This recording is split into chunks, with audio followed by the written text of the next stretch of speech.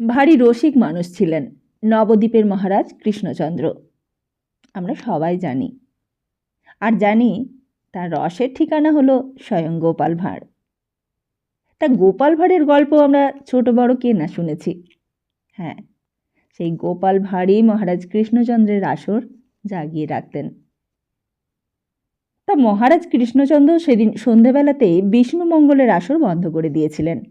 খবরটা কানে গিয়েছিল সকলেরই, আর তখন থেকেই মনটা বিগড়ে গিয়েছিল। তবুও গোপালবাবু ছাড়েনি, একটার পর একটা কেচ্ছা শুনিয়েছে।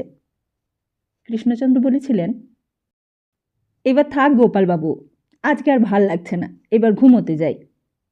গোপালবাবু বলেছিল, মহারাজের না হয় দুটো পাখা, কিন্তু আমাদের যে একটা পাখা, আমাদের কি আর এত সকালে ঘুমোতে যাওয়া পোষায়? পাখা মানে? আগে পাখা মানে পক্ষ। এতক্ষণে হাসি বেরোলো মহারাজের মুখ দিয়ে। বললেন, দ্বিতীয় পক্ষের মজাটাই বুঝেছ গোপালবাবু, জ্বালাটা তো আর বুঝলে না।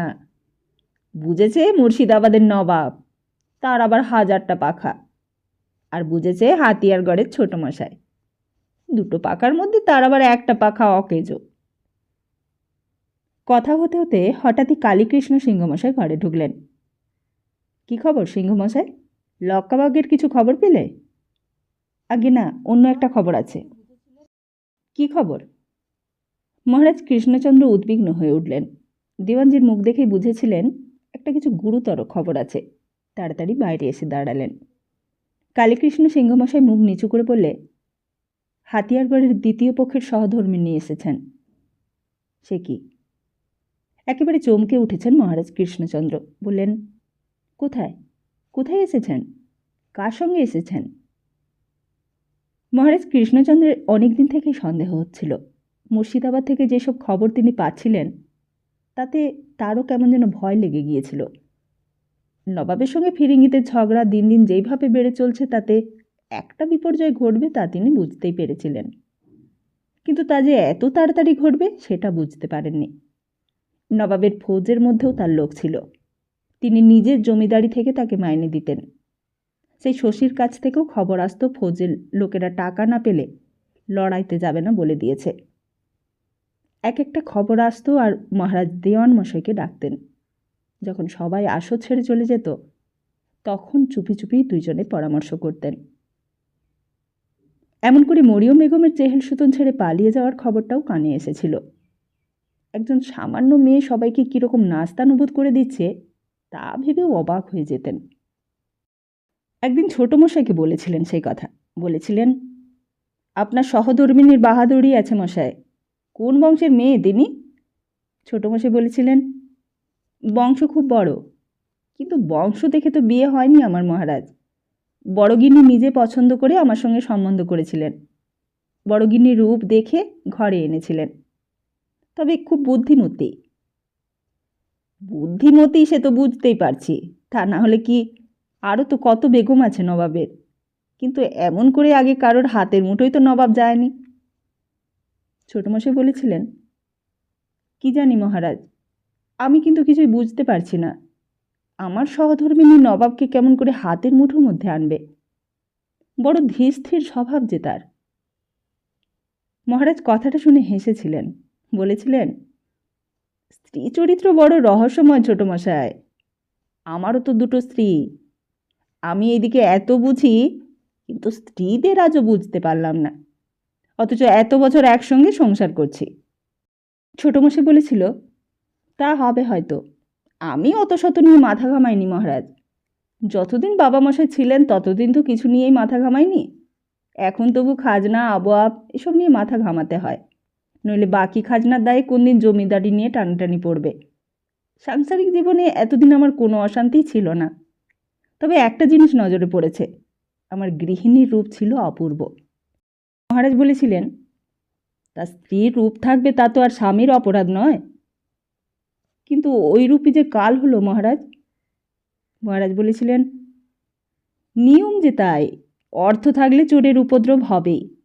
আপনার রূপসী স্ত্রী হবে আর অন্য লোকে নজর দেবে না, তা কি কখনো সম্ভব ছোটমশাই? নজর যদি কেউ না দেয়, তাহলে বুঝতে হবে আপনার স্ত্রী রূপসী নয়। সেটাই কি আপনাদের মনোপুত হবে? তাই এইসব আলোচনা অনেক দিন আগেকার। তারপর হঠাৎ একদিন মুর্শিদাবাদ থেকে খবর এলো মরিয়ম বেগমকে ক্লাইভ সাহেব আটক করেছে। আগে একদিন এই মরিয়ম বেগম ক্লাইভ সাহেবের দপ্তরে ঢুকে জরুরি চিঠি চুরি করেছিল। এইবার হয়তো তাকে শাস্তি দেবে। আর খবরটা পাওয়ার পরেই ছোটমশাইকে খবরটা দেবেন ভেবেছিলেন। সরখেল মশাইকে একবার পাঠিয়েও ছিলেন হাতিয়ারগড়ে, কিন্তু সরখেল একদিন ফিরে এলো খালি হাতে। দিয়ান মশাই জিজ্ঞেস করেছিলেন, চিঠিটা কি করলি রে সরখেল? সরখেল বলেছিল, চিঠি ফেরত নিয়ে এসেছি, ছোটমশাই তো হাতিয়ারগড়ে নেই, কার হাতে দেব? তা ঠিকই করেছিস। এই বলে চিঠিটা ফেরত নিয়েছিল দেয়ান মশাই। নিয়ে ছিঁড়ে টুকরো টুকরো করে ফেলেছিল। এসব চিঠি রেখে দেওয়াটাও নিরাপদ নয়। তারপর আর কোনো খবরাখবর নেই। মরিয়ম বেগম কোথায় রইল, কি হলো, তার কিছুই হদিস নেই তখন। হঠাৎ একদিন খবর এলো নবাব ফৌজ নিয়ে রওনা দিয়েছে মন করার দিকে। তখন আর অন্য কোনো দিকে মন দিয়ে আর মনের অবস্থা নেই। শুধু নবাবের যুদ্ধে যাওয়া তো নয়, সমস্ত বাংলাদেশটাই যুদ্ধে যাবে তার সঙ্গে। আর সমস্ত বাংলাদেশের প্রজারাই যে চেয়ে আছে মহারাজ কৃষ্ণচন্দ্রের দিকে। তার লড়াইটা সেইবার বেঁধেছিল কলকাতাতে। সেখানে লড়াই বাঁধলে কারোর কোনো ক্ষতিবৃদ্ধি নেই। কিন্তু কলকাতা ছাড়া আর সব জায়গাতেই তো মহারাজের অনুগৃহীত প্রজারা আছে। কেউ বা প্রজা, কেউ বা বৃত্তিভোগী পণ্ডিত। পাঠশালার খড়ের চালে যদি গুলি লেগে আগুন ধরে যায়, মহারাজকেই তার গুণগার দিতে হয়। নবদ্বীপেই যদি যুদ্ধ বাঁধে তো যা কিছুর লোকসান ক্ষতি হবে তার খরচ দিতে হবে মহারাজকেই। নবাবও দেবে না, ফিরিঙ্গিরাও দেবে না।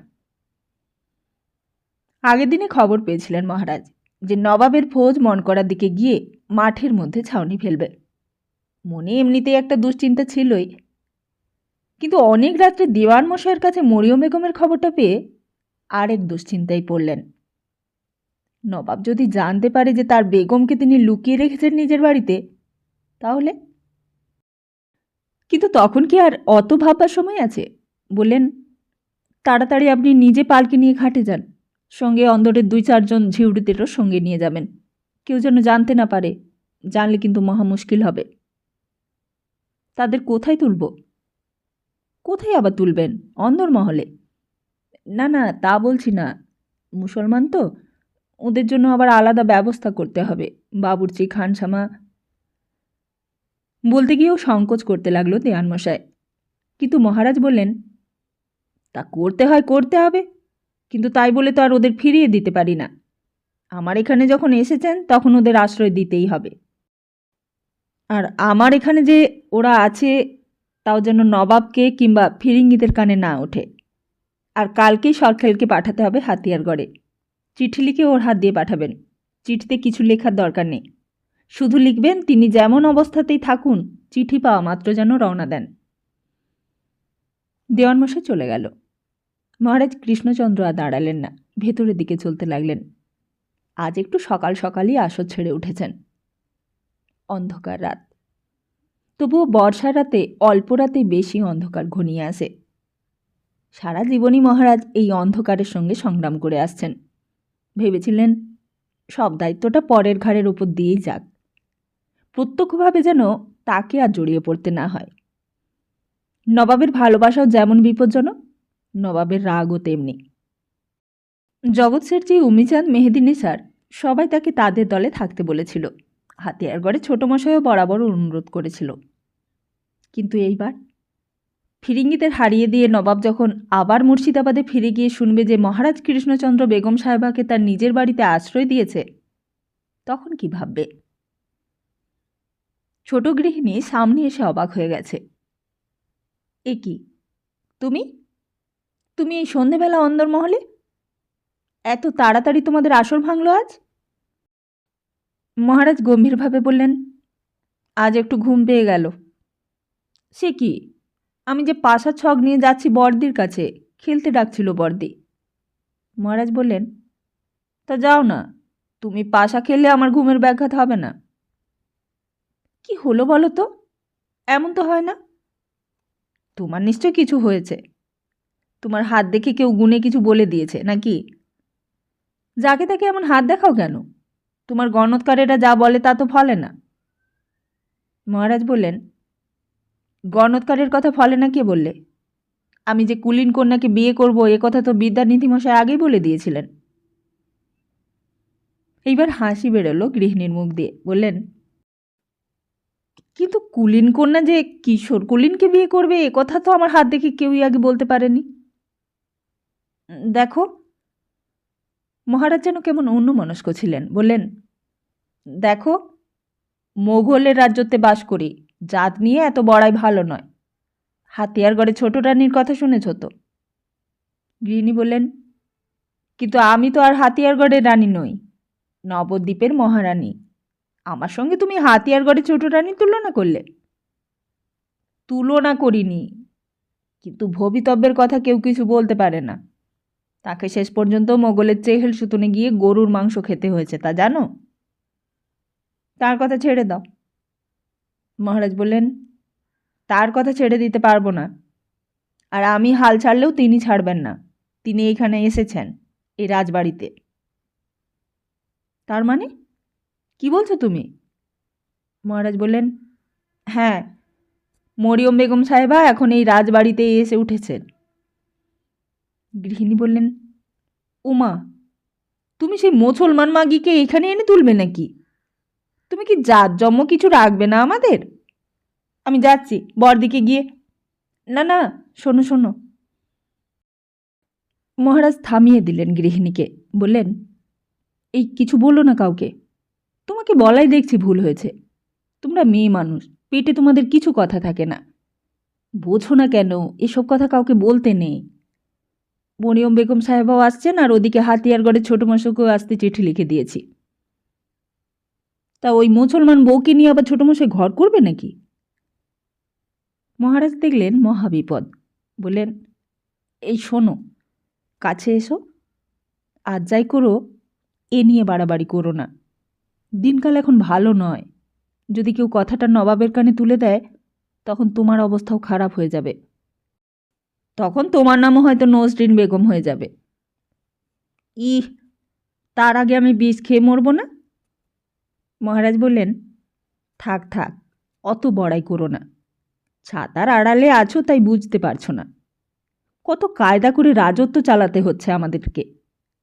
সত্যি দিনকাল খুব খারাপ। এখন যে কোনো দিন যে কোনো জমিদারের ওই হাতিয়ারগড়ের অবস্থা হতে পারে। তুমি কাউকে বলো না এসব কথা, তখন তোমারও বিপদ আমারও বিপদ। ওইদিকে গঙ্গার ঘাটে বজরা থেকে তখন দুটো ঘোমটা দেওয়া মূর্তি অন্ধকারের আড়ালে চুপি চুপি নেমে এলো। মহারাজের 4 জন দাসী তৈরি ছিল সেখানে পালকি নিয়ে। সোজা গিয়ে তারা পালকির মধ্যে উঠল। পালকিটা চলতেই কালীকৃষ্ণ সিংহমশাই এগিয়ে এলেন। বললেন, তাহলে আমি আসি। কান্তও নমস্কার করলে। বললে, আচ্ছা আসুন। দেখবেন দেয়ান মশাই, যেন এই খবর কেউ টের না পায়। ছোট মশাইকে ডেকে এনে যেন তার হাতেই তুলে দেওয়া হয়। তারপর আবার বজরা এসে উঠল কান্ত। মাঝিরা তৈরিই ছিল। কান্ত বললে, চলো, বজরা ছেড়ে দাও। বজরার নগর তুলতেই সেটা তরতর করে এগিয়ে চলল। আর ওদিকে তখন লক্কাবাগের আমবাগানে আরও আলো ফুটেছে, কিন্তু বড় মেঘলা আবহাওয়া। 1 লাখ আমবাগানের গাছ, বড় বড় সমস্ত গাছ, সার সার দাঁড়িয়ে আছে গাছগুলো। যে আম গাছগুলো পুঁতেছিল সে বড় শৌখিন লোক ছিল বোধহয়। এখন আর আম নেই, সবই পেকে ঝরে গেছে। বৈশাখ জ্যৈষ্ঠ মাসে এই আমবাগানের তলায় এসে পলাশি গাঁয়ের লোক কত আম কুড়িয়ে নিয়ে গেছে। এটাও জ্যৈষ্ঠ মাস, কিন্তু যে কটা আম এই সেদিন পর্যন্ত ছিল তা আর নেই এখন।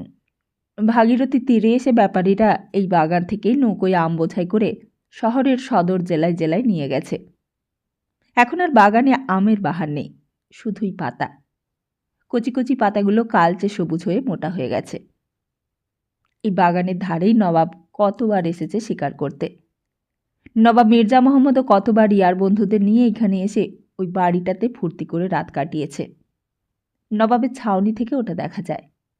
ওই বাড়িটাতে ফিরিঙ্গিরা এসে উঠেছে এখন। নবাব মির্জা মোহাম্মদ ছাউনির ঘুলঘুলি দিয়ে সেই দিকে চেয়ে দেখলেন। রাত্রি নজরে পড়েছিল জায়গাটা। খবর দিয়েছিলেন মেহেদি। মেহেদি বলেছিল, আমরা আরেকটু আগে এলে ওরা আর এই বাড়িটা দখল করতে পারতো না আলীজাহা। আলীজাহা, আলীজাহা, এই আলীজাহা ডাকটা বড় ভালো লাগতো মির্জার। ছোটবেলা থেকেই শুনে আসছে দাদুকে সবাই ওই নামে ডাকত। তখন মনে হতো কবে আমাকে সবাই ডাকবে। কত দিনকার সব স্বাদ মিটে গেল এই 15 মাসের মধ্যেই। রাতের পর রাত জাগা, দিনের পর দিন ফুর্তি করা, সব হিসেব, সব নিকেশ ঠিক ঠিক মিলে গেল। মানুষের জীবনে কত আর স্বাদ থাকে, আর কটা স্বাদই বা কার মেটে। কোরআন পড়ার পর থেকেই যেন এইসব ভাবনাগুলো মাথার মধ্যে ঢুকে সমস্ত গোলমাল করে দিচ্ছে। আগে ঘুম আসতো না, তখন হাকিম ডেকেছে ইলাজের জন্য। কিন্তু মরিয়ম বেগমই প্রথম বলেছিল এই মুর্শিদাবাদের মসনদের চেয়ে আরও বড় মসনদ নাকি আছে। তারপর সেই রামপ্রসাদের গান, মা গো আমার এই ভাবনা। রামপ্রসাদের যা ভাবনা, নবাব মির্জা মহম্মদেরও যেন সেই একই ভাবনা।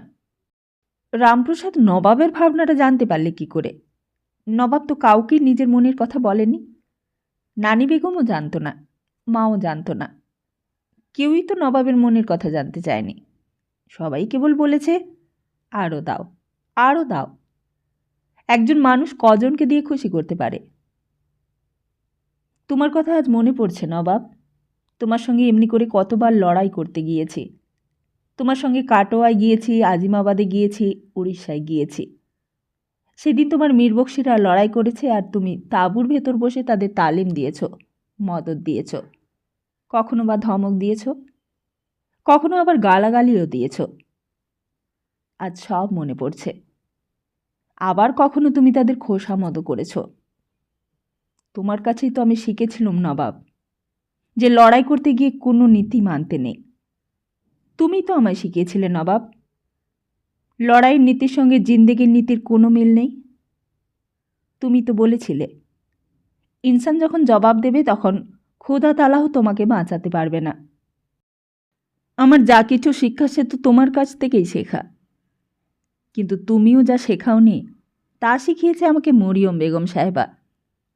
হোক সে কাফের মেয়ে, কিন্তু ইনসানের বয়েদ কাফেররাও তো জানে। তাদের কাছ থেকেও আমি অনেক শিখেছি নবাব। এখন যদি তুমি একবার কবর থেকে উঠে এসে আমাকে দেখো, তোমারও চিনতে কষ্ট হবে। আমি অনেক বদলে গিয়েছি। তুমি তো জানো না আমি কোরআন পড়ি আজকাল। তোমাকে বলে রাখি নবাব, এবার আমি ফিরিঙ্গিদের চিরকালের মতো হটিয়ে দেব। যদি এবার ফলতায় গিয়েও জাহাজ নোঙর করে তো সেখানে গিয়েও হামলা করব। এইবার আর আমি ওদের বিশ্বাস করব না নবাব। ওদেরও বিশ্বাস করব না, আমার আমির ওমরা ওদেরও বিশ্বাস করব না। আমি এবার বুঝেছি কাফের হলেই কেউ খারাপ হয় না, মুসলমান হলে কেউ আবার ভালোও হয় না। আমি বুঝেছি কোরআনের জন্য ইনসান নয়, ইনসানের জন্যই কোরআন। খোদাবন্দ? কে? নেয়ামত?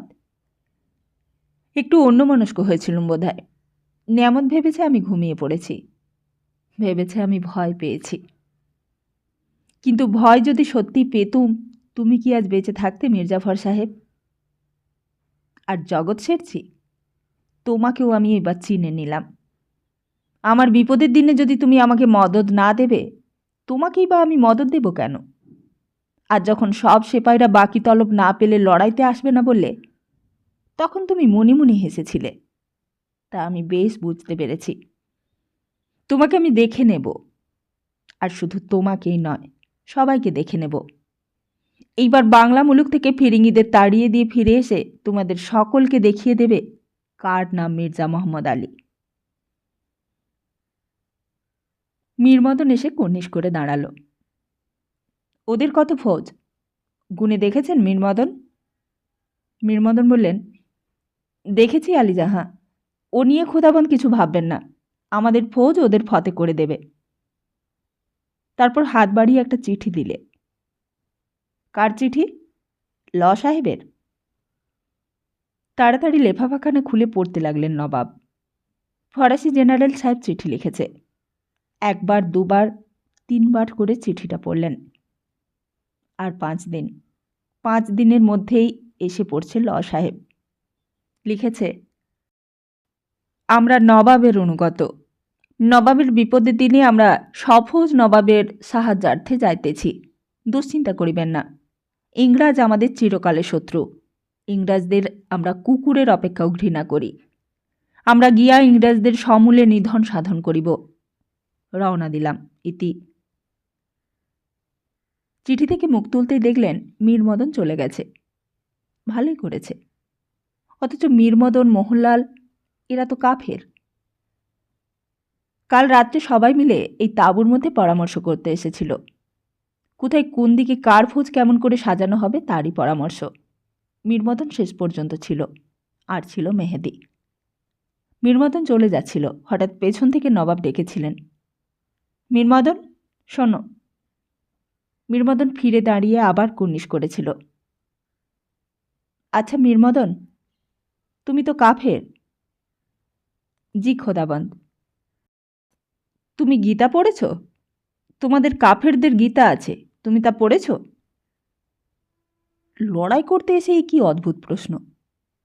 মীরমদন খানিকটা অবাক হয়ে গিয়েছিল প্রশ্নটা শুনে।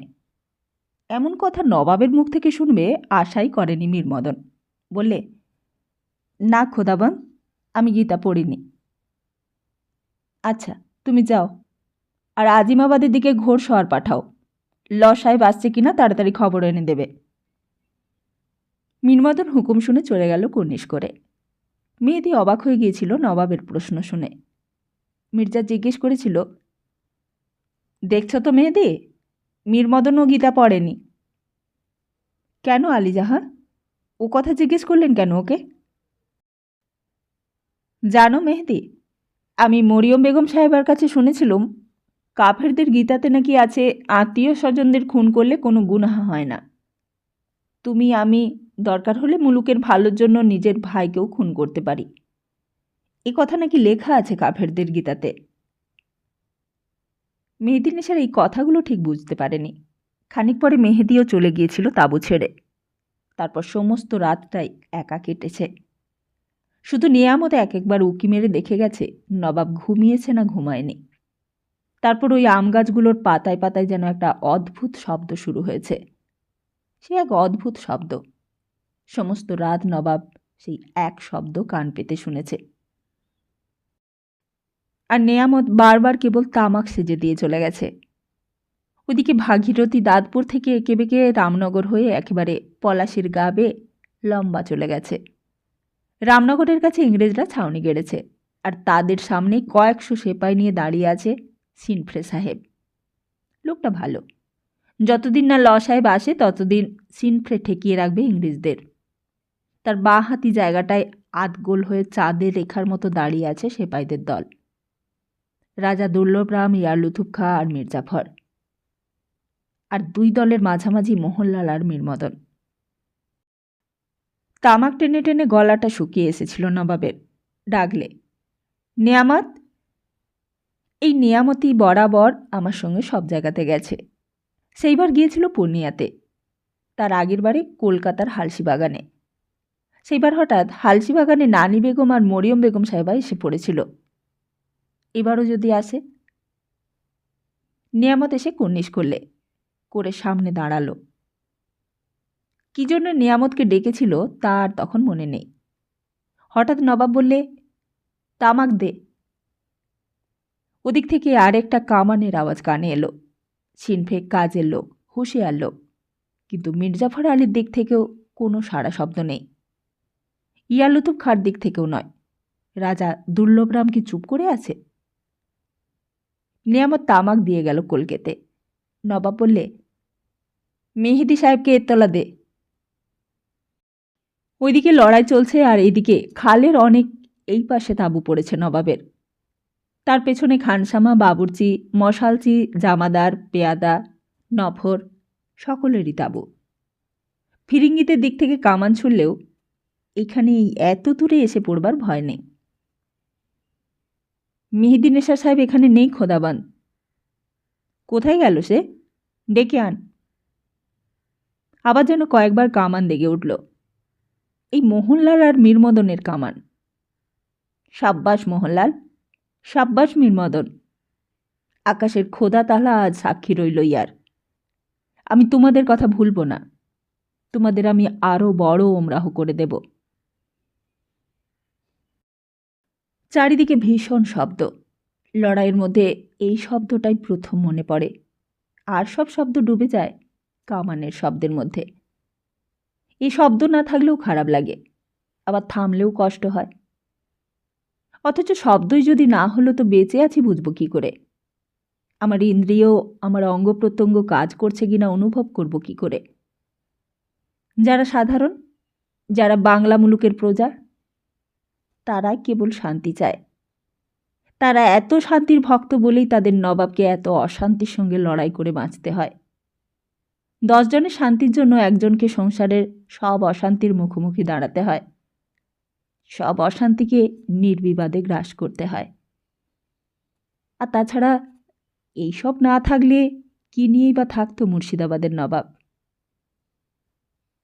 হঠাৎ একটা শব্দে পাশ ফিরল নবাব। কে?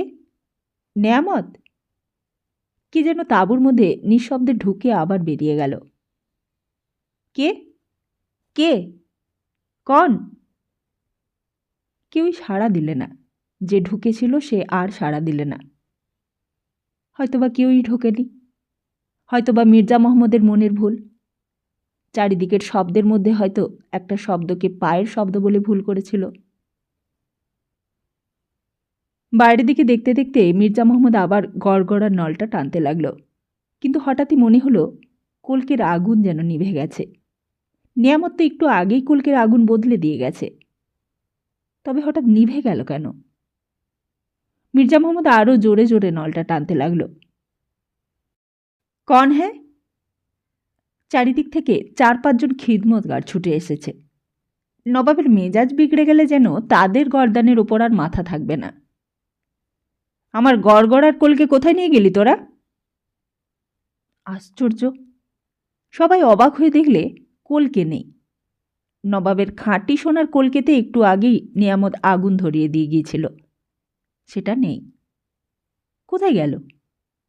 কে নিয়ে গেল?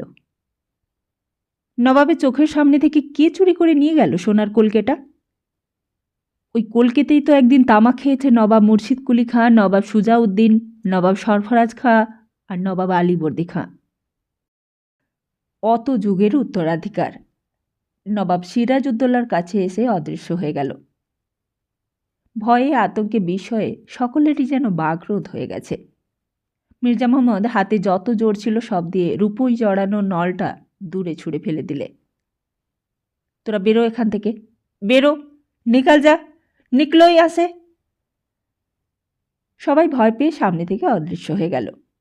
নবাব শূন্য তাঁবুর মধ্যে আবার বিছানার উপর হেলান দিয়ে শুয়ে পড়ল। তোরা কি সবাই আমাকে মেরে ফেলতে চাস? আমি কি মরে গিয়েছি? মরে যাবার আগেই কি তোরা আমাকে কবরে দিতে চাস? কথাগুলো স্বগোক্তি, কিন্তু সামনে তখন কেউ থাকলেও ও কথা তাদের বলতে নবাবের বাধ্য না। সেখানে সেই ফাঁকা ছাউনির ভেতরে শুয়ে শুয়েই নবাবের মনে হতে লাগলো, এরই নাম বোধহয় মসনদ। আর এই মসনদের জন্যই হয়তো তার এই দুর্গতি। এই মসনদের জন্যই হয়তো আজ সবাই তার উপর বিরূপ। কিন্তু বাংলা, বিহার, উড়িষ্যার নবাব তখনও জানত না। ইতিহাস তখন আরেকবার পাশ ফেরবার জন্য উদ্গ্রীব হয়ে উঠেছে। মানুষের বিধাতা যদি ইতিহাস হয়, তো সেই ইতিহাস বিধাতাও মানুষের মতোই একবার উঠে দাঁড়ায়, চলে, আবার একবার ঘুমিয়ে পড়ে। মানুষের মতোই জাগবার আগে একবার পাশ ফিরে যায়। তখন দেশকাল, রাজ্য, রাজা, নবাব, বাদশা সব একাকার হয়ে যায় ইতিহাসের চোখে। নবাব তখনও জানত না যে সেই ইতিহাসের পাশ ফেরার সময় আবার এতকাল পর ফিরে এসেছে। এতকাল পর আবার জবাবদিহি দিতে হবে নবাবকে। নবাবকে সকলের সামনে হাত জোড়ো করে বলতে হবে, আমাকে তোমরা মেরো না, আমাকে আর কিছুদিন বাঁচিয়ে রাখো। আমি মসনদ চাই না, আমি মুর্শিদাবাদ চাই না, আমি চেহেল সুতুনও চাই না, আমি সম্মান, শ্রদ্ধা, ভালোবাসা, স্নেহ, প্রীতি, মোহাব্বত কিছুই চাই না। আমি শুধু বাঁচতে চাই। খোদা তাআলা তাল্লাহর দুনিয়ায় আমি শুধু একজন সাধারণ মানুষ হয়ে পৃথিবীর এক কোণ থেকে দুই দণ্ডের শান্তি পেয়ে বাঁচতে চাই। ওইদিকে ফিরিঙ্গিদের ফৌজের দিক থেকে আর একটা কামানের গোলা এসে হঠাৎ মীরমদনের সেপাইদের ওপর পড়ল, আর বিরাট একটা কান ফাটানো শব্দে নবাবের নিঃশব্দ কান্না ভেঙে চুরে ছারখার হয়ে গেল।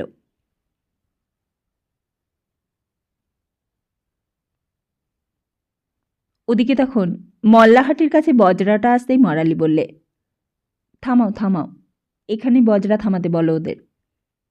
কান্ত বললে, সে কি, এই এত রাত্রিরে এখানে কোথায় নামবে? এই যে মল্লাহাটি। মরালি বললে, তা হোক, এই মল্লাহাটি হোক আর যে জায়গায় হোক, আমি এখানেই নামব। তুমি আমাকে এখানেই নামিয়ে দাও। কিন্তু তোমাকে আমি একলা ছেড়ে দেব কোন সাহসে? কার কাছে থাকবে? কে দেখবে তোমাকে? কোথায় যাবে তুমি? মরালি বললে, যেখানেই যাই, তোমাকে ভাববার দরকার নেই। আমি বাঁচি মরি তার জন্য তোমায় ভাবতে হবে না। ছোট বৌরানীকে যখন নিরাপদ জায়গায় একবার পৌঁছিয়ে দিয়েছি, তখন আমি আর নিজের কথা ভাবব না।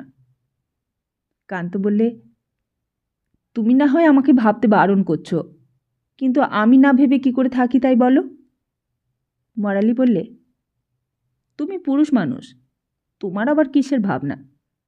তুমি যেমন করে যেখানে আছো সেখানেই থাকো গে। তারপর নিজেই মাঝিদের দিকে চেয়ে বললে, ওগো, তোমরা এখানে বজরা বাঁধো বাঁধো, আমি নামব। হঠাৎ সবাই দেখলে অনেক দূরে যেন আরেকটা বজরা শাঁসা করে এদিকেই আসছে। কান্ত বললে, মরালি, আমার কথা শোনো, তুমি অবুঝ হয়েও না।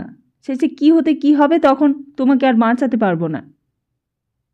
মরালি তবুও কথা শুনলে না। বজরাটা ঘাটে লাগতে কান্ত মরালির হাতটা জোরে চেপে ধরলে। মরালি এক ঝটকায় কান্তর হাতটা ছাড়িয়ে দিয়ে বললে, ছাড়ো, তোমার এতটুকু সাহস নেই। তুমি কি একটা পুরুষ মানুষ? তুমি জানোয়ারেরও অধম। এতই যদি আমাকে ভয় তো তখন বললেই পারতে। কেন লুকিয়ে লুকিয়ে আমার সঙ্গে দেখা করবার জন্য চেহেল সুতলে আসতে? Morally, morally. কিন্তু মরালি তখন এক লাফে বজরা থেকে ঘাটে নেমে পড়েছে। ওদিকে অন্ধকারের বুক চিরে দূরের বজরাটা তখন একেবারে পেছন বরাবর এসে পড়েছে। কান্ত আবার ডাকলে, মরালি, মরালি, শোনো।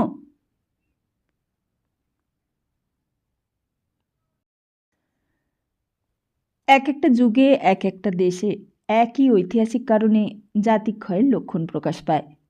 যে জাতি চিরকালের মতো বিলুপ্ত হয়ে যায়, সে জাতিও একদিনে নিঃশেষ হয় না। নিঃশেষ হবার আগে তার সমাজে, তার রাজনীতিতে, তার অর্থনীতিতে পচন ধরে। তখন দেশের মানুষের ধর্মবিশ্বাস শিথিল হয়ে যায়। তখন দেশের মানুষ আত্মকেন্দ্রিক হয়ে স্বার্থসিদ্ধির নেশায় ডুবে থাকে। সততা, ভক্তি, ভালোবাসা, স্নেহ তখন তাদের কাছে ঘৃণ্য। মানুষের মনুষ্যত্ব কথাটা তখন তাদের কাছে হাসির উদ্রেক করে। তখন তাদের কাছে সত্যের চেয়েও সার্থকতা বড় হয়। তুমি হিন্দু না মুসলমান, তুমি দয়ালু না নিষ্ঠুর, তুমি স্বার্থপর না ত্যাগী সন্ন্যাসী, তা আমি দেখব না। তোমার পদমর্যাদার জন্যই আমি তোমাকে শ্রদ্ধা করব। তুমি ওমরাহ নাকি তুমি নবাবের প্রিয় পাত্র, সেটাই হবে তোমার বড় সার্টিফিকেট। যখন রাষ্ট্র বিপ্লব হয় তখন কি শুধু রাজারই উত্থান পতন হয়? রাজ্যের ছোট বড় প্রত্যেকটি মানুষেরই উত্থান পতন ঘটে। ইতিহাসের সঙ্গে সঙ্গে তখন ভূগোলেরও উত্থান পতন ঘটে। একজন ওঠে আর একজন পড়ে, আর তারই নাম রাষ্ট্র বিপ্লব। নতুন করে তখন আবার ম্যাপের রং বদলায়। পুরনো জনপদ ধ্বংস হয়ে আবার সেখানেই নতুন জনপদ নতুন হয়ে গজিয়ে ওঠে। পুরনোর শ্মশানের ওপর আবার নতুন করে ভবিষ্যৎ ধ্বংসের চিতা সাজানো হয়। উদ্ধব দাস বলতো, তোমরা জানো না গো, তোমরা কি ভুল করছো। লোকে জিজ্ঞেস করতো, কি ভুল করছি? উদ্ধব দাস বলতো, তোমরা টাকার জন্য হরির নাম ভুলছ। লোকেরা বলতো, হরির নাম করে কি আর পেট ভরবে গো? তার চেয়ে নবাবের নাম করা ভালো, নবাব তবু খেতাব দেবে। না গো না, খেতাবে কিছু হয় না। হরির নামে কি হয় শুনবে? হরির নামের তুল্য আর কিছু নেই। শোনো শোনো, হরির তুল্য কীরকম? পরামানু তুল্য সূক্ষ্ম, হিংসক তুল্য মূর্খ, ভিক্ষা তুল্য দুঃখ, সাধন তুল্য কর্ম, দয়া তুল্য ধর্ম, মানব তুল্য জন্ম, মাহেন্দ্র তুল্য যোগ, স্বর্গ তুল্য ভোগ, কুষ্ঠ তুল্য রোগ, বর তুল্য ছায়া, সন্তান তুল্য মায়া, কার্তিক তুল্য কায়া, দৈব তুল্য বল, আম্র তুল্য ফল, গঙ্গা তুল্য জল, পূর্ণিমা তুল্য রাত্রি, ব্রাহ্মণ তুল্য জাতি, মৃদঙ্গ তুল্য বাদ্য, ধৃত তুল্য খাদ্য, দুর্বর্ষ তুল্য ঘাস, অঘ্রাণ তুল্য মাস, সর্বস্ব তুল্য পণ, বিদ্যা তুল্য ধন, দাতা তুল্য যশ, গান তুল্য রস, উদ্ধার তুল্য জয়, মরণ তুল্য ভয়, গোলক তুল্য ধাম, তেমনি হরির তুল্য নাম। আর চারিদিকের সেই জাতিক্ষয়ের যুগে একমাত্র উদ্ধব দাসই বোধহয় অতগুলো লোকের মধ্যে নিজের বিবেকটাকে সজাগ রাখতে পেরেছিল। অন্তত তার বেগমেরই বিশ্বাস কাব্য পড়ে সেটুকু বোঝা যায়। যখন নবকৃষ্ণ মুন্সী, মহারাজ নন্দকুমার, উমিচাঁদ, জগৎ শেঠ, এমনকি গ্রামের সাধারণ লোক পর্যন্ত লোভ, হিংসা, পাপের মধ্য দিয়ে স্বার্থ চিন্তাতে ব্যস্ত, তখন ওই একটা লোকই যে কিছুই চায় না। উদ্ধব দাস বাড়ি চায় না, পালকি চায় না, খ্যাতি চায় না, খেতাব চায় না, ভালো মন্দ খেতে চায় না, এমনকি নিজের বইয়ের ওপরেও তার কোনো অনুরাগ নেই। এই অষ্টাদশ শতাব্দীর সেই অস্থির যুগের পক্ষে এই এক বিরাট ব্যতিক্রম। কিন্তু মেহেদী নেশার এসব তত্ত্ব জানত না।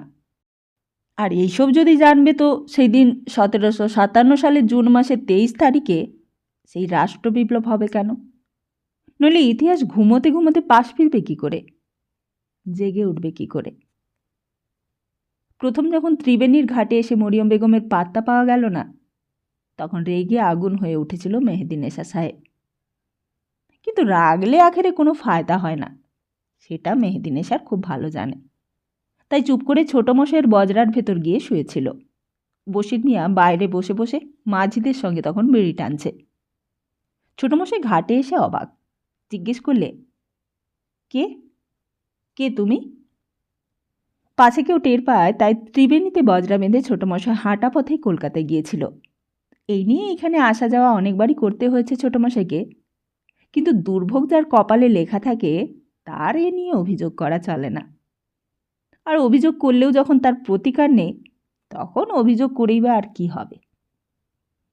ছোটমশাই জানত বড় মশাইয়ের যুগ চলে গেছে, সে যুগ আর আসবে না। নবাবের সামান্য একজন ডিহিদার, সেও আজকাল জমিদারদের চোখ রাঙিয়ে কথা বলে, যখন তখন যা তা দাবি করে। বাবা বেঁচে থাকলে এইসব তিনি সহ্য করতেন না।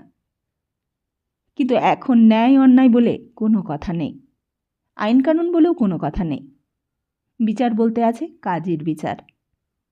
সেসব কথা ভাবতে ভাবতেই কলকাতার পেরিন সাহেবের বাগান পর্যন্ত গিয়েছিলেন ছোটমশাই। অথচ পরিশ্রমী সার। যার সঙ্গে দেখা করবার জন্য এত দূর থেকে আসা, সেই ক্লাইভ সাহেবই নেই।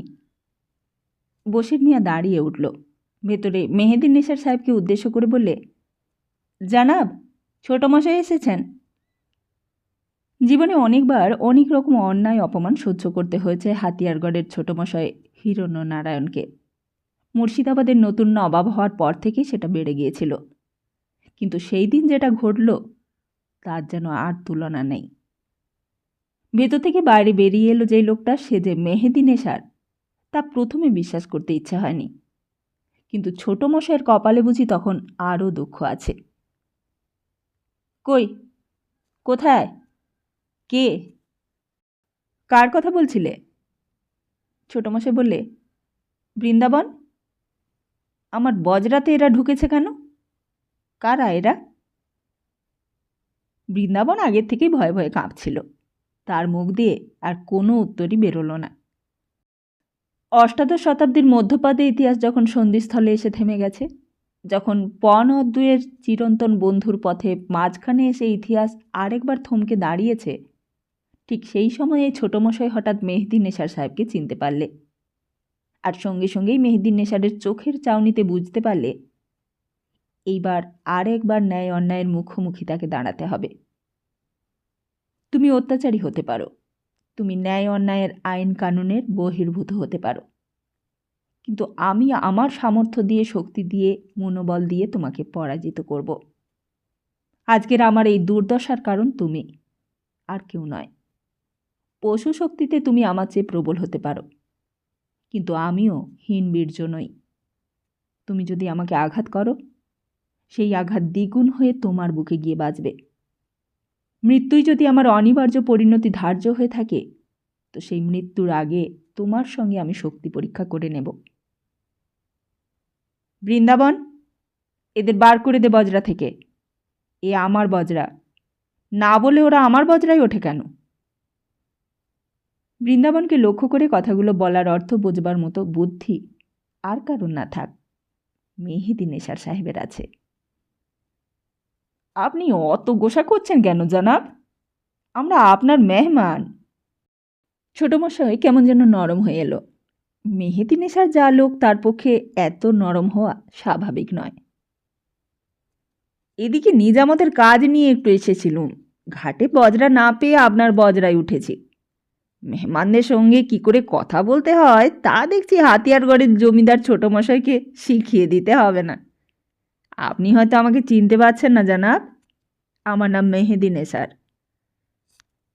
মেহেদী নেশারের নাম শুনেও ছোটমশাইয়ের কোনো ভাবান্তর হলো না।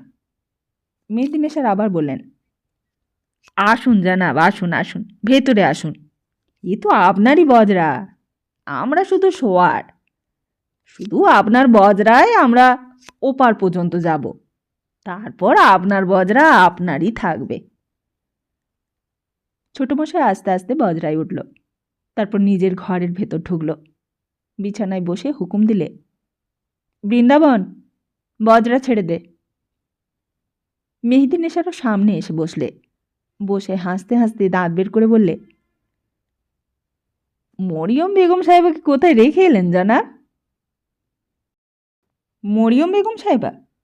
কে মরিয়ম বেগম সাহেবা? হঠাৎ যেন বিছেই কামড়ানোর মতো আঘাত পেয়ে চিৎকার করে উঠেছে ছোটমশাই। হা হা করে হেসে উঠেছে মেহেদী নেশার সাহেব। আপনি গোসা করছেন কেন জনাব? গোসা করবেন না মেহরবানি করে। আমার নাম মেহেদী নেশার, আমি মুর্শিদাবাদের নবাব মির্জা মোহাম্মদ সিরাজউদ্দৌলার ইয়ার। আমার কাছে লুকোতে কোশিশ করবেন না, তাতে আপনারও খারাপ হবে, মরিয়ম বেগম সাহেবারও খারাপ হবে। ছোটমশাই বললে, কিন্তু মরিয়ম বেগম সাহেবা যে আমার স্ত্রী, কোথায় তাকে দেখেছেন? বলুন বলুন শিগগির। বাহ বাহ বাহ বাহ, জনাব মরিয়ম বেগম সাহেবাকে লুকিয়ে রেখে আমাকে জিজ্ঞেস করছেন আমি কোথায় দেখেছি তাকে? বলুন তো, তাকে কোথায় রেখে এলেন? ছোটমশাই চিৎকার করে উঠল, শয়তান! মেহেদী নেশার কিন্তু রাগ করতে জানে না। ডাকলে, বশির মিয়া। বশির মিয়া ভেতরে এলো। জনাব তো বড় বেশরম জাহাবাজ, তুই বজরার ভেতরে মরিয়ম বেগম সাহেবাকে দেখেছিলি? জি হ্যাঁ জনাব, আমি দেখেছি বেগম সাহেবা বজরার ভেতরে ছিল, আর বাইরে বসেছিল কান্তবাবু। আমাদের নিজামতের জাসুস? ছোটমশাই আর থাকতে পারলে না, চিৎকার করে উঠলে, বৃন্দাবন, বজরা থামা, বজরা ডাঙায় ভেড়া, চপড়াও। বজ্রপাতের মতো গম্ভীর গলায় শব্দ করে উঠল মেহেদী নেশার, আর সঙ্গে সঙ্গেই ছোটমশাই দেখলে মেহেদী নেশারের মুখের চেহারাটা বাঘের মুখে রূপান্তরিত হয়ে গেছে। ছোটমশাইয়ের সমস্ত অন্তরাত্মা রেগে আগুন হয়ে উঠল। আমার স্ত্রীর সম্বন্ধে আমারই মুখের ওপর এমন করে বলবে, আর আমি কিছুই বলতে পারবো না? আমরা অনেক সহ্য করেছি, তাই সাহস ওদের এত বেড়ে গেছে। হঠাৎই সোজা হয়ে উঠে বসল ছোটমশাই, বললে, বলুন, কোথায় আমার স্ত্রীকে রেখেছেন আপনারা? বলুন। জানাব, আমরা আপনার বিবিকে আবার কোথায় রাখবো? আপনি কোথায় তাকে লুকিয়ে রেখে এলেন তাই বলুন। আমরা এই বজরাতে আপনার বিবিকে থাকতে দেখেছি। তারপর বশির মিয়ার দিকে চেয়ে বললে, কিরে, দেখিসনি? বশির মিয়া বললে, জানাব, আমি দেখেছি মরিয়ম বেগম সাহেবাকে। তাহলে কোথায় তাকে রেখে এলেন তাই বলুন। ছোটমশাই গলা চড়িয়ে বললে, আমি যদি আমার স্ত্রীকে লুকিয়ে রেখে থাকি তো বেশ করেছি। আমার নিজের স্ত্রীকে আমি যেখানে খুশি লুকিয়ে রাখব। আমার স্ত্রীকে নিয়ে আমি যা খুশি তাই করব। কে বললে মরিয়ম বেগম আপনার অরত? মরিয়ম বেগম নবাবের জেনানা, চেহেল সুতনের সম্পত্তি, নিজামতি মাল। আর সঙ্গে সঙ্গে একটা চড় গিয়ে পড়ল মেহেদী নেশারের গালে। ছোটমশাইয়ের গায়ে যত জোর ছিল সমস্ত জোর দিয়ে চড়টা মেরেছিল। মেহেদী নেশার চড়টা সামলে নিতে একটু সময় নিল বটে, কিন্তু সঙ্গে সঙ্গে বশির মিয়াকে বললে, বশির, কাছি আন শিগগির, বজরার কাছিটা আন, বেত্তমিজকে বাঁধ, বেঁধে ফেল শিগগির, আমি বেউকুবকে মজা দেখাচ্ছি। বশির আর দেরি করেনি, লম্বা কাছিটা আনতেই ছোটমশাই দাঁড়িয়ে উঠে বাধা দিতে গিয়েছিল, কিন্তু তার আগেই দুজনে মিলে আচ্ছা করে কষে বেঁধে ফেলেছে ছোটমশাইকে। আরও জোরে বাঁধ, শালা জমিদারের বাচ্চাকে আমি কুত্তা দিয়ে খাওয়াবো, বাঁধ বাঁধ, আরও জোরে বাঁধ। বৃন্দাবন তখন সবই দেখছে, মাঝি মল্লারা সবাই এতক্ষণ সব দেখছিল। এবার তাদের দিকে নজর পড়ল মেহেদী নেশারের। বললে, মুর্শিদাবাদে গিয়ে ওদেরও বেঁধে কুত্তা দিয়ে খাওয়াতে হবে, জোরসে চালাও, জোরসে। গঙ্গার স্রোতের উপর বৃন্দাবনটাও ভয়ে ভয়ে আরও জোরে দাঁড় বাইতে লাগল। ছোটমশাই তখন নিজের বিছানার উপর হাত পা বাঁধা অবস্থায় পড়ে আছে, কথা বলবারও ক্ষমতা নেই। মুখের ভেতরে কাপড় গুজে দিয়ে বশির মিয়া তার বাগ রোধ করে দিয়েছে। আর ওদিকে তখন লক্কাবাগের ভেতরে পাঁচিলটার উপর দাঁড়িয়ে দাঁড়িয়ে চারিদিকে দেখছিল কর্নেল ক্লাইভ। এককালে এখানে শিকার করতে আসত নবাব সিরাজউদ্দৌলা। এখানে এসেই কত রাত কাটিয়ে গেছে দলবল নিয়ে। সেদিন নবাব কল্পনাও করতে পারেনি একদিন এইখানে এসে টেন্ট খাটিয়ে ফিরিঙ্গিদের সঙ্গে লড়াই করতে হবে। হঠাৎই ফ্লেচার এসে হাজির। কি খবর ফ্লেচার? খবর ভালো কর্নেল। মির্জাফর সাহেবের সঙ্গে দেখা হয়েছে? কোনো নিউজ আছে নতুন? ফ্লেচার বললে, না কর্নেল, ওদিকে যায়নি, পাছে কেউ ডাউট করে। এখন নবাবের টেন্ডের নিউজ আনতে গিয়েছিলাম, সেখানে খুব কমশন চলছে। কেন? ওয়াই? নবাবের পার্সোনাল স্টাফ যারা, তারাও নবাবের এগেনস্টে। কি করে জানলে? ফ্লেচার বললে, নবাবের একটা সোনার কলকে ছিল, very valuable thing, costly property, সেইটা নাকি চুরি করে নিয়েছে। নবাব অর্ডার দিয়েছে সবাইকে বেত মারতে। তারপর তারপর সমস্ত স্টাফ রিভোল্ট করবে বলছে। কখন রিভোল্ট করবে? আজকে? তা জানি না কর্নেল, কিন্তু তারা বলেছে নবাবের চাকরি তারা আর করবে না। দে আর অল এগেনস্ট নবাব। আচ্ছা, তুমি যাও, আর যদি কোনো নিউজ পাও আমাকে ইমিডিয়েটলি জানিয়ে যাবে। I am here. ফ্লেচার চলে গেল। হঠাৎ ফ্রেঞ্চ আর্মির দিক থেকে একটা কামানের গোলা এসে পড়ল কাছাকাছি। ল্যাসিংটন পাশেই দাঁড়িয়েছিল। শব্দটার সঙ্গে সঙ্গে দুই কানে হাত চাপা দেওয়ার চেষ্টা করতে লাগলো, কিন্তু তার আগেই গোলার একটা টুকরো এসে তার গায়ে লাগতেই সে নিচে পড়ে গেছে। ক্লাইভ চিৎকার করে উঠল, ব্যাটালিয়ন!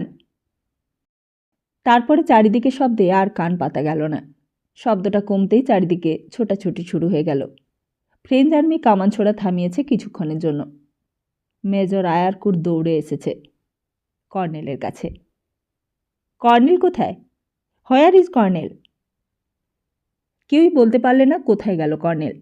আয়ারকুট ছটফট করতে লাগলো, where is colonel, where is colonel?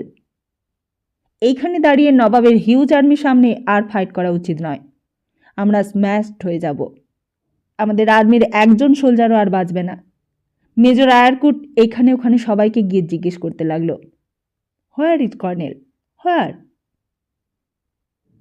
Colonel তখন ল্যাসিংটনের ডেড বডিটার সামনে দাঁড়িয়ে নবাবের শিকার করবার ঘরের ভেতর গিয়ে স্ট্রেচারে করে ল্যাসিংটনকে মাটিতে শুইয়ে দিয়েছে। সবাই বেরিয়ে যাও, be off, be off you all. সবাই ঘর থেকে বেরিয়ে গিয়েছিল তখন। ক্লাইভ একলা দাঁড়িয়ে তার দিকে চেয়ে রইল একদৃষ্টে। তুমিও 6 টাকার রাইটার ল্যাসিংটন। আমি তোমাকে ওয়ার্ড দিয়েছিলাম, তোমার প্রমোশনের ব্যবস্থা করেছিলাম। তুমি অ্যাডমিরাল ওয়াটসনের সই জাল করেছিলে। আমার জন্য তুমি সব করেছ, কিন্তু তুমি আমার কন্ট্রোলের বাইরে চলে গেলে। তবুও আমি আমার কথা রাখবো ল্যাসিংটন। আমি তোমাকে প্রমোশন দেব, পোস্টমাস প্রমোশন। সেই প্রমোশনের ফল ভোগ করবে তোমার ওয়াইফ, তোমার সান, তোমার ডটার।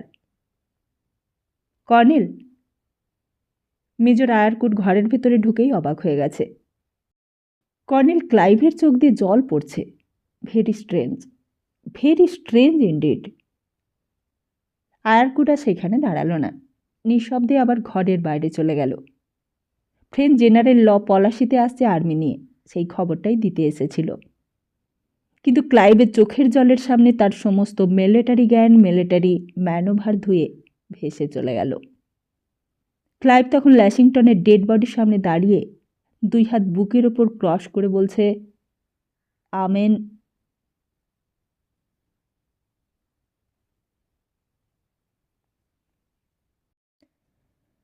তাহলে কেমন লাগলো বলুন?